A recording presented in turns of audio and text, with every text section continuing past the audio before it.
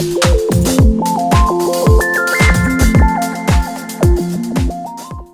po, Steffi here. Welcome back to my channel. Nagbabalik. Pasensya na po at kailangang lumipat ng tirahan. Kaya dun po ako na busy. Pero I'm back and welcome back po sa ating lahat. Welcome back to Steffi Lucky Star. Okay?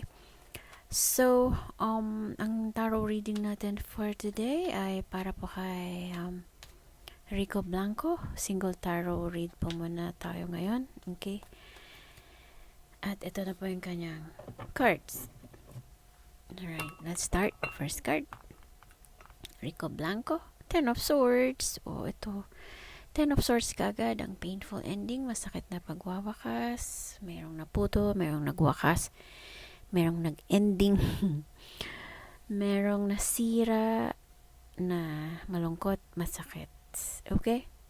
Yan po ang kanyang first card. Nakalungkot naman. First card pa lang.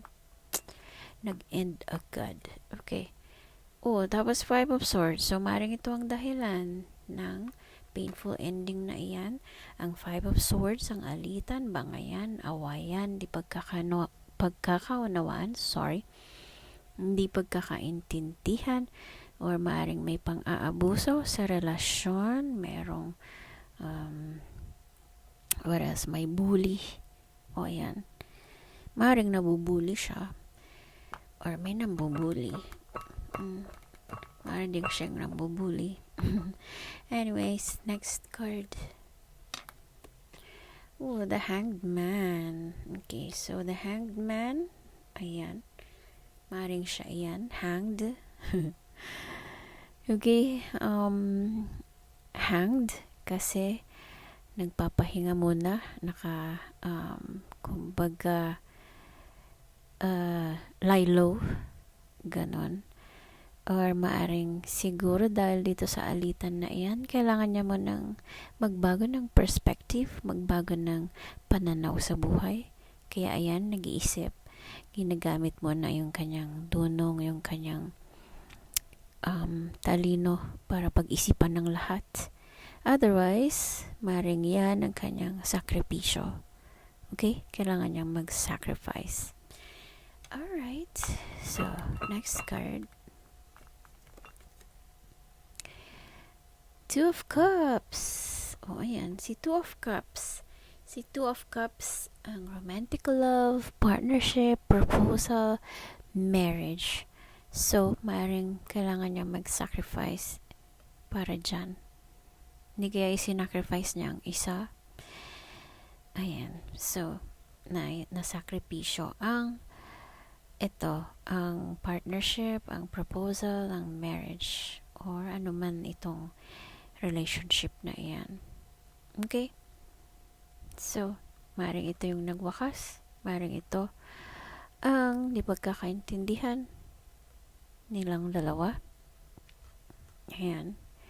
Or maring merong pang-aabuso. Okay? Maring merong bully. Next card. Two of Swords. Swords na naman. So, kailangan niyang mamili talaga.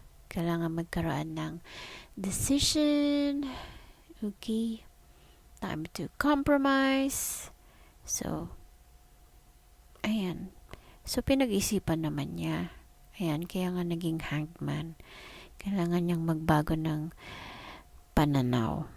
Pero, meron na siyang decision Nakapamili na siya. So, he had to sacrifice then. Okay. Next.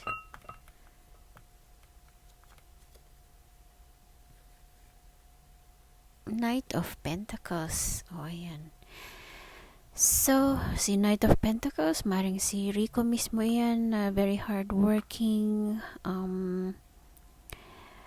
namumuhunan, and gaano man katagal or gaano man kabagal yung kanyang progress sa buhay, alam niyang sa dulo meron siyang mararating, meron siyang maaabot. Very patient, okay, and very practical na tao, pero makakamit niya yun, lalo na ang kaperahan. Next,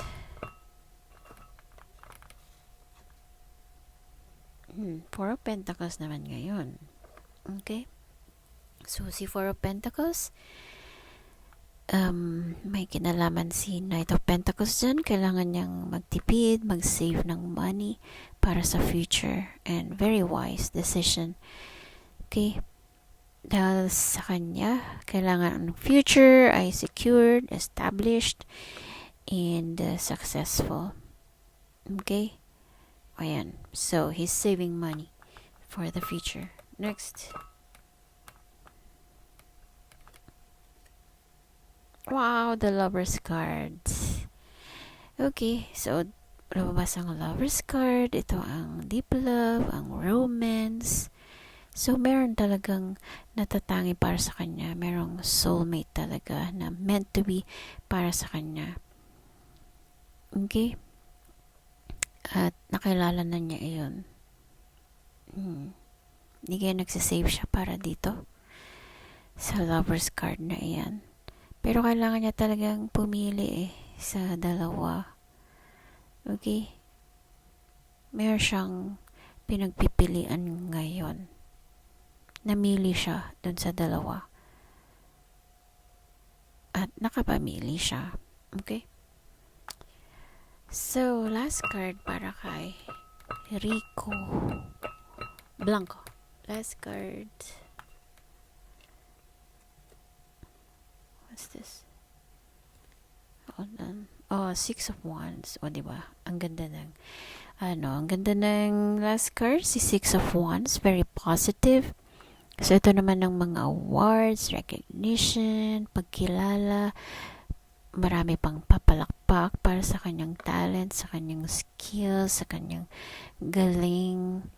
Maaaring umakyat pa ng entablado para tumanggap ng award, ng medal, ng trophy, ng recognition. Ayun, yan si Six of Wands. Yan ang kanyang victory card. Good news. Yan ang kanyang success.